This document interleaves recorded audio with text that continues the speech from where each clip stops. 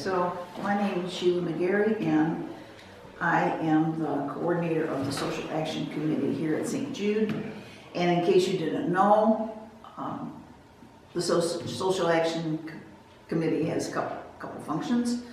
One of them is to allocate the parish tithe, and the other function is to engage the parishioners in service. And those are not mutually exclusive. We, as you may or may not know, St. Jude is a parish tithes, and the parish tithe budget is taken off the top of the weekly collections at the percentage of 1.5%. And it all goes into a fund that we can draw upon if we find a cause that we think not only is worthwhile, but fits one of the works of mercy. So our mantra, our mission is the corporal works of mercy. And so we have started allocating in 1993, and we're still at it.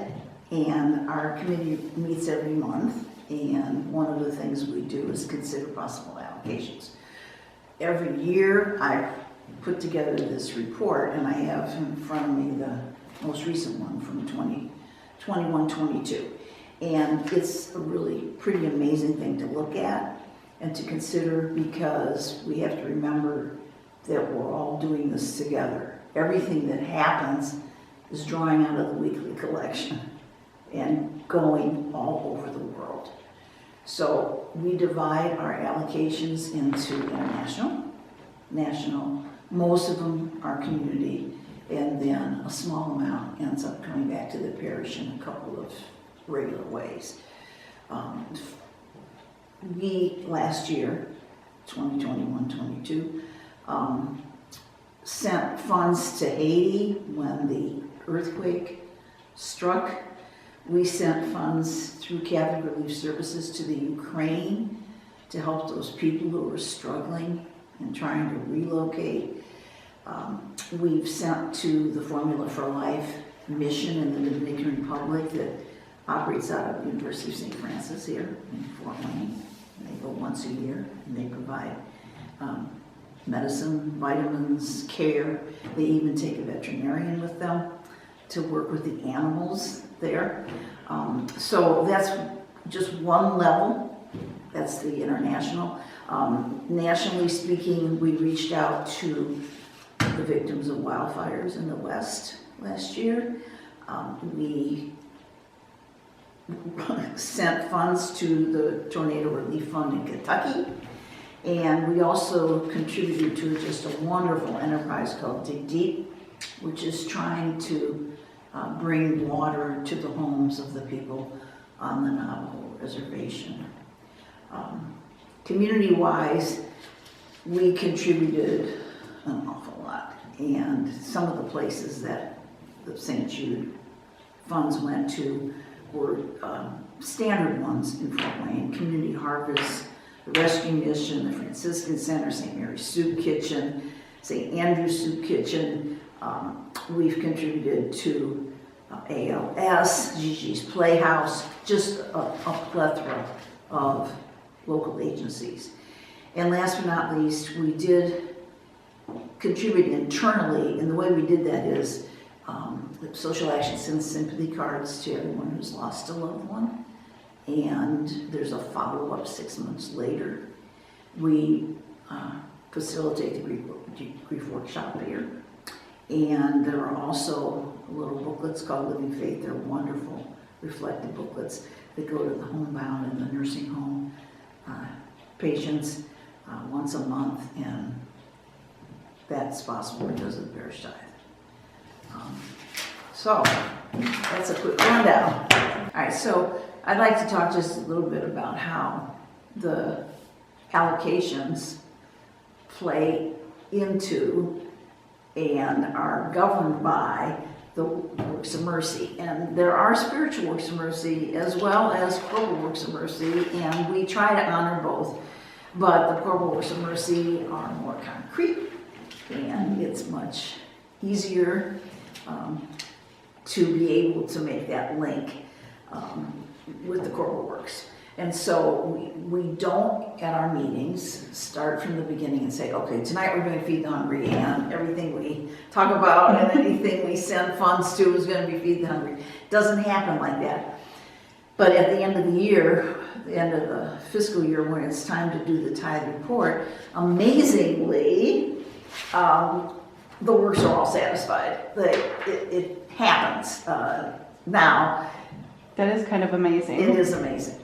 And some are more frequently traveled than others. Feed the hungry, there's just so much out there that it's possible to do. But I have, from the most recent tithe, we just organized according to those works of mercy, and it's not hard to fulfill all of them. Most of the time, when you feed the hungry, you also give drink to the thirsty. Usually it's the same agency or unit that would be getting those funds. But we found when we allocated money to the Navajo reservation so that they could have running water in their homes and trailers, that suddenly we had one that was totally dedicated to drink for the thirsty, and we didn't usually have that. It's just a wonderful program, and they actually do a little hookup so that they can have some solar heat in their trailer at the same time that they bring them the water. That's nice. So anyway, so feed the hungry, give drink to the thirsty, clothe the naked. We collected socks last year for the Allen County Jail as one of our projects.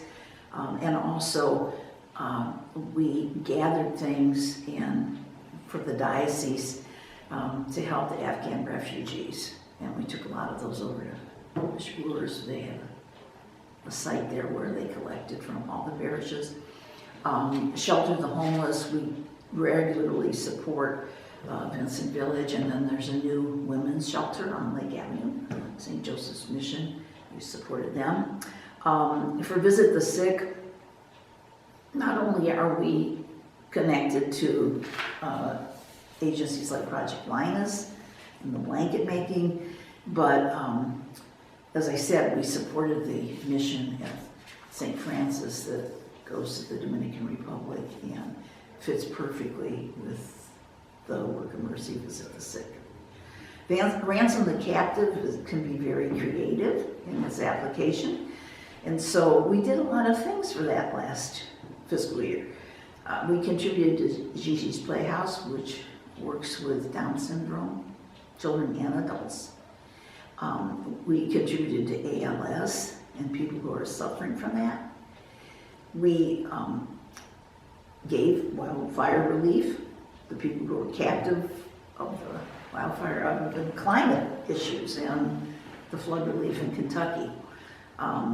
As far as Bury the Dead, we do run the workshop every year, and we do send the sympathy cards to the people in the parish who have lost people. So those are on a regular basis, and the funding for the cards and the funding for the facilitator for the workshop would come from the parish tithe. So it all gets linked together. I'm not going to go through all the spiritual works, but they do happen because services that try to help people in a more concrete corporal work of mercy way also help them in a spiritual work of mercy way, so that, for instance, Counsel the Doubtful is one of the spiritual works, and part of what Catholic Relief Services does in Ukraine and other places is not just give out food and water, but help people cope with their situation and try to find solutions for their situations. So the spiritual works are companions to the corporal works. Just to sum up, if you can sum it up, what's been happening since 1993 in the area of allocations, I have the totals here, grand totals in each area. So in the area of international assistance, we've, from the parish tithe, have allocated $98,000 over the space of time from 1993. Nationally, 67,000. Community-wise, 218, almost $219,000 over those years. I think it's 29 years. And internal to the parish, 59,000. So the grand total is approximately 443,000, which when you think of it that way is pretty powerful. Work. And wide variety of things that we have given to, which and you don't, is great too. because some of it comes in the mail, you know, it comes to the parish and they put it in our box. I bring all those things to the meeting. And we try not to duplicate, and you're like, at Thanksgiving, we have certain we call it Thanksgiving outreach, and we give to St. Mary's Thanksgiving meal, and we give to Rescue Mission things. And there's some standard ones there. But then otherwise, it's just like sometimes it's word of mouth. Somebody on the committee comes and says, hey, I saw this in the paper, or I heard about this on TV. And it just kind of like, we do vet it, and we always have a charity navigator. It's called Charity Navigator. But for instance, one in Kentucky, it's a crisis and you want to help, but what's the best way to help, and who's the best, to give it to? And the one in Kentucky stands out in my mind because actually the governor set up, you could send the check right to the governor of Kentucky, actually, care of, and they had a whole fund, and we felt very good about where the money was going, and that it was going to accomplish what we were hoping it would accomplish. So, the people really realize that it's coming out of the collection like that, that.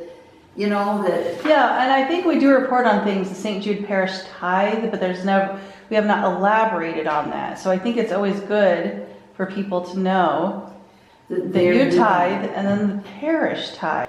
And there's hard work behind the scenes, because you guys have to pay attention to what's going on in the world, and who, I assume there's some places like in Kentucky or the wildfires, there was an immediate need. You're not going to, vet it over the course of a year, because this is happening now and people are displaced. So So, all right. So I'd like to just kind of dovetail everything else we've talked about here as far as the tithe goes, and the opportunity for service that Social Action, provides if one wants to take advantage of it, and a way that's coalesced over time is the program that we call the Stations of Service during Lent.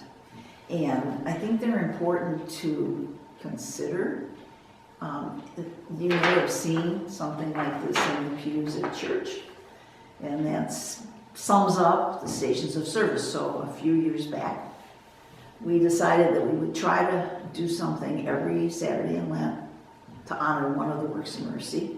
Works out perfectly. There's 6 Saturdays. And if you coalesce the thirsty and the hungry, you've got it. You've got 6 service projects. And so we go from place to place every Saturday, honoring one or the other works of mercy.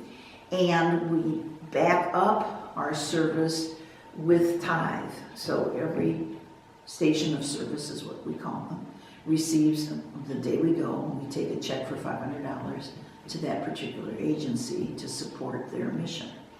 And so this year we've already accomplished a few of them, but last Saturday we went to the Franciscan Center to deliver sack lunches, and we also had a group of people who went to the Community Harvest Food Bank, which is an amazing operation on a Saturday, and they served 1,200. This isn't cars, it's not quite 1,200 cars, because sometimes there's 2 people in a car, and they count adults, 1 or 2 per car.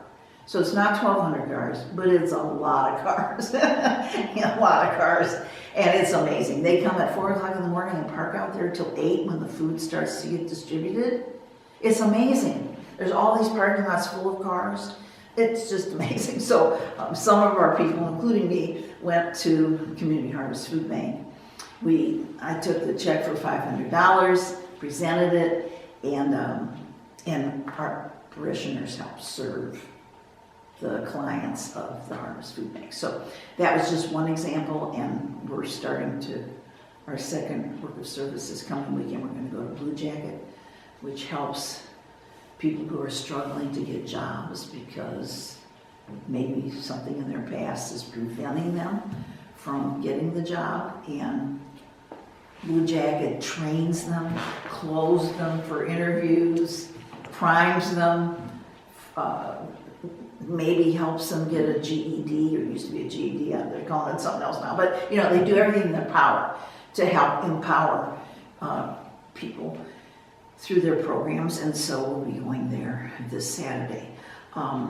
I also wanted to mention that if you do pick up one of these in church, it gives you some suggestions for working out a work of mercy without coming to the group service project. There are individual, maybe tiny, small little things you can do each week to honor the work of mercy. And I also put reading suggestions on here. And you might be interested in looking at those. There's some excellent books, and each book obviously fits the work of mercy of the week. So, got it. Excellent. Thank you, Sheila.